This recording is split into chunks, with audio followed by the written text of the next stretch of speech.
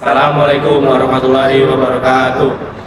Kami dari kelas teknik listrik 6C ingin menjelaskan hasil tugas akhir kami, hasil alat tugas akhir kami yang kami berjudul Modul Ajar Simulator Sistem Proteksi terhadap Gangguan Overcurrent menggunakan EOSR. Sebelumnya, kami izin memperkenalkan diri. Nama saya Adi Febi Ramadan dengan nomor induk mahasiswa 21033 11012. Perkenalkan, nama saya Diwan Pradipta dengan nomor induk mahasiswa 21011330076. Saya Paramali Syada dengan nomor induk 21033 11078. Baik, di sini kami akan menjelaskan tentang hasil tugas akhir kami, tentang bagaimana alat kami bekerja. Baik, selanjutnya kami ingin mewiring modul ajar sesuai dengan job sheet yang sudah kami buat.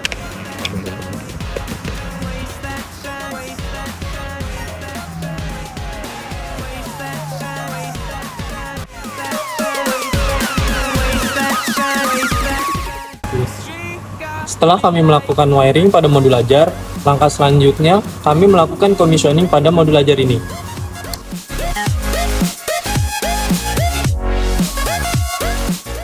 Baik, setelah melakukan commissioning, selanjutnya adalah memastikan bahwa sumber tegangan yang kita dapat itu adalah 380 volt dengan cara melakukannya dengan menyambungkannya pada multimeter.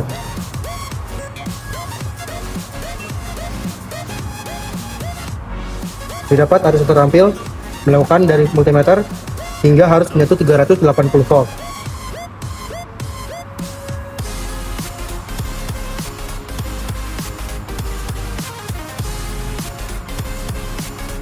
Harus pas di 380 volt.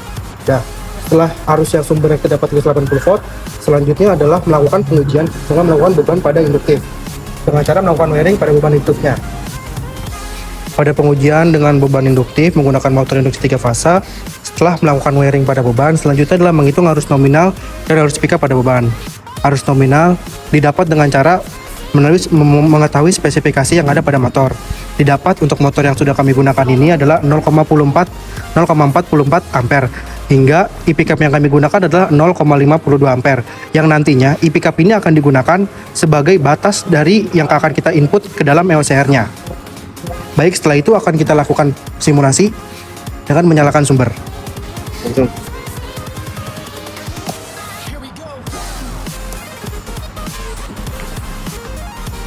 Setelah rangkaian sudah diberi tegangan, langkah selanjutnya adalah memasukkan nilai IP cap tadi ke dalam EOSR-nya.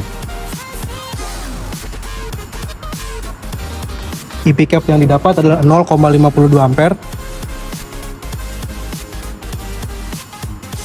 Dan untuk pengujian pertama adalah menggunakan karakteristik instantaneous relay, yaitu dengan time delay sama dengan 0 detik.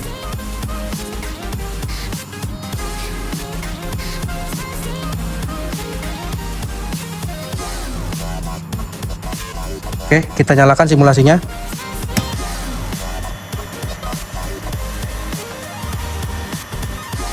Beban tidak akan mati karena masih lebih besar dari arus cap yang kita gunakan daripada arus nominalnya. Dan didapat di EOSR itu 0,39 ampere. Dimatikan. Selanjutnya adalah melakukan gangguan pada pengujian ini dengan cara menambahkan beban, yang dimana beban ini digunakan sebagai harusnya adanya gangguan, bukan sebagai beban tambahan. Untuk melakukan tambahan wiring pada beban kedua, rangkaian harus dalam tidak bertegangan. Selanjutnya untuk pengujian karakteristik yang berbeda, yaitu definite time relay. Definite time relay maksud adalah menyeting waktu sesuai dengan yang diinginkan atau dibutuhkan, tetapi dengan arus pickup yang sama, yaitu 0,5 ampere pada EOSR-nya.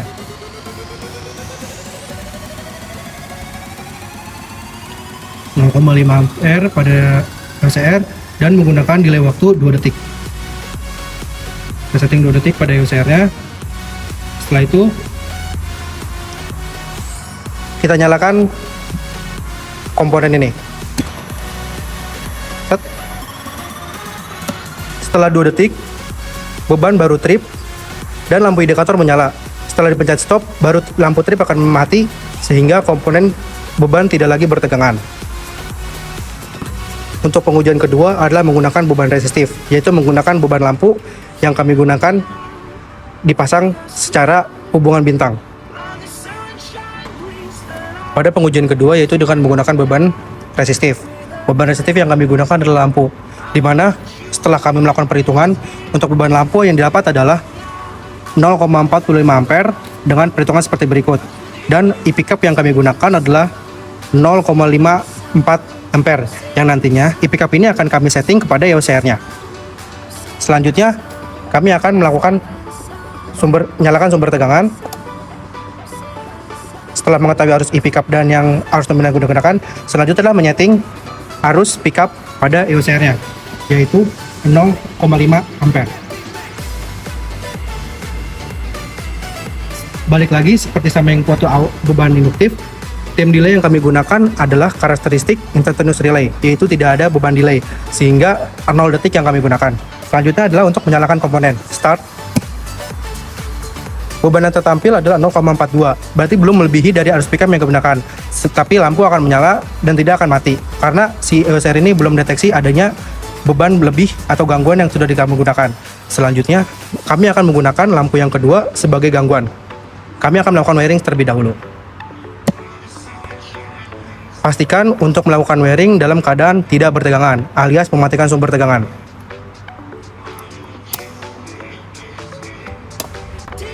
Setelah melakukan wiring untuk beban gangguan, yaitu beban lampu rangkaian kedua, kita nyalakan sumber tegangannya. Seperti pada saat pertama, arus pickup yang kita setting pada EOCR adalah 0,5 ampere.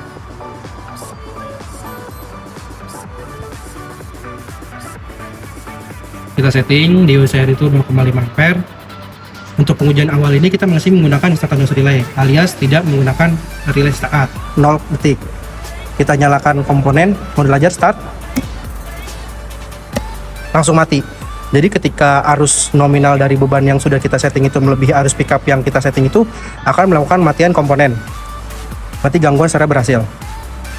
Selanjutnya menggunakan karakteristik definite time relay.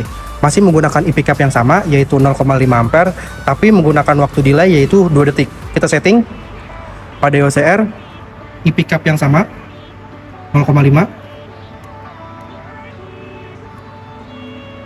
dan delay waktunya 2 detik karena kita menggunakan karakteristik definite time. Oke, setelah didapat, kita akan langsung nyalakan komponen. Arus deteksi trip kita hitung mati. Jadi setelah 2 detik baru beban itu akan mati karena kita sudah settingnya seperti itu. Untuk selanjutnya adalah dengan mematikan komponen. Indikator trip mati berarti beban sudah tidak bertegangan kembali. Kita matikan sumber. Selanjutnya adalah melakukan pengujian paslus pada rangkaian ini dengan menggunakan EOCR yang bisa tertampil paslusnya. Nyalakan komponen. Oke. Setting arus nominalnya itu 0,5 ampere. Selanjutnya dengan time delay itu 0 detik. Oke, setelah itu kita nyalakan komponen.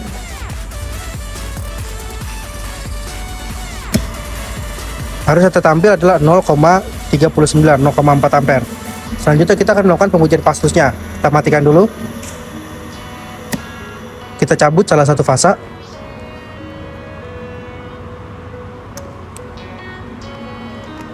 Di mana arus yang tertampil adalah kita nyalakan 0,55. Itu menandakan dua kali lipat dari arus nominalnya. Dan beban lampu akan melakukan tegangan lebih cepat lagi. Saja yang dapat kami sampaikan, kurang dan lebihnya mohon maaf. Akhir kata, wassalamualaikum warahmatullahi wabarakatuh.